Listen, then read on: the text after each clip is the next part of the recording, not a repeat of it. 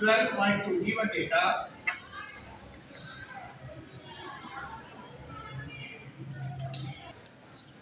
हमारे पास आता है, वो कहते हैं an object 30 centimetre is tall. एक ऑब्जेक्ट है जिसकी बुलंदी कितनी है 30 सेंटीमीटर। तो हमारे पास हाइट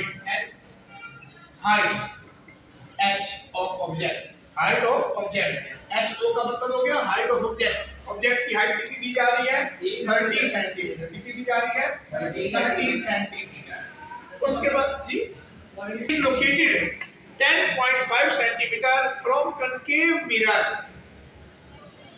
कितना दूर से रखा गया position of image object, position of object जिसको आप कहेंगे p और 10.5 सेंटीमीटर 10.5 सेंटीमीटर। अच्छा, अब ये हमारे पास हो गई पोजीशन ऑफ इमेज सेंटीमीटर। साथ में हमें उसने एक बात बताई है कि in front of concave mirror.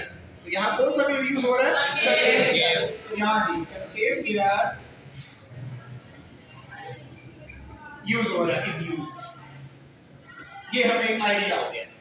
अगर ये कंकेव मिरर है तो उसकी फोकल लेंथ ये ना पॉजिटिव है, क्योंकि कन्वेक्स मिरर की फोकल लेंथ क्या होती है नेगेटिव होती है। अच्छा, उसके बाद ये मैंने डायग्राम में आपको समझा दिया है। उसके बाद आगे वो क्या कह रहे हैं with the focal length of 16 centimetre, और इसकी फोकल लेंथ दी जा रही है f जो है वो 16 सेंटीमीटर। अब वो कहते हैं where is the image locate, image कहां बनेगा। where is the image locate, image कहां बनेगा, यानी कि इमेज लोकेशन या पोजीशन ऑफ इमेज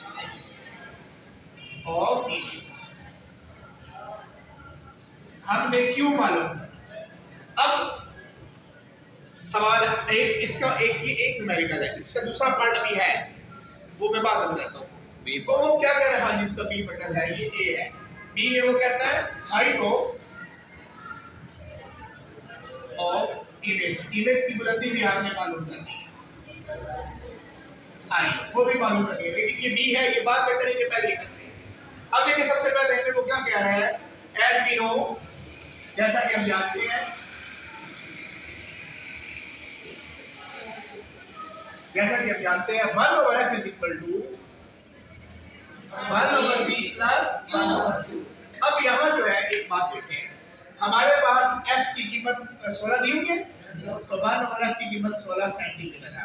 बराबर का बराबर आ गया, 1 का 1 आ गया, p यहाँ पे p की वैल्यू 10.5 सेंटीमीटर। हाँ जी, कोई डाउट किसी को। अब प्लस का प्लस आ गया, 1/q का 1/q, कोई प्रॉब्लम मेरा बेटा। अच्छा, अब इधर हमने क्यों मालूम करना है, तो ये हमने अगर मालूम करना है तो इसको उधर जाना पड़ेगा। इधर ये जमा हो रहा है, क्या हो जाएगा minus 10.5 centimetre is equal to 1/q। कोई प्रॉब्लम। अब हम क्या करेंगे, एलसीएम लेंगे। It's time to take LCM. LCM लेंगे 16 सेंटीमीटर और 10.5 सेंटीमीटर। 16 सेंटीमीटर से 16 सेंटीमीटर कट गया, 10.5 कम 10.5 सेंटीमीटर। 10.5 से 10.5 10.5 से 10.5 कट गया, तो क्या बच गया 16 सेंटीमीटर। एंड ये आ गया हमारे पास 1/q। अब 10.5 में से 16 निकालें काइंडली, तो हमारे पास क्या आ जाएगा 5/5 -5 -5.5, तो -5.5 सेंटीमीटर। नीचे क्या आ रहा है, 16 को 10.5 से मल्टीप्लाई करेंगे, multiply the 10.5 centimetre with the 16 centimetre, 168 centimetre. यही है। अब आप कर रहे हैं कैलकुलेशन, मुझे तो नहीं पता कि सही है कि गलत है, बहरहाल जिम्मेदारी से कीजिएगा। अब यहाँ कौन सा थ्योरम लगाएंगे, कोई पता है? Invertendo theorem. इन्वर्टेंडो थ्योरम क्या लगाएंगे? जब इन्वर्टेंडो थ्योरम हम मालूम करेंगे तो उसमें से यूनिट हो जाएगा। हाँ, जो ऊपर आ गया उस वजह से ये 168 सेंटीमीटर ओवर क्या आ जाएगा -5.5 सेंटीमीटर। अब 5.5 से ये सेंटी कट जाएगा, 5.5 को 168 पे काट दो, 168 डिवाइडेड बाय 5.5 तो क्या होगा?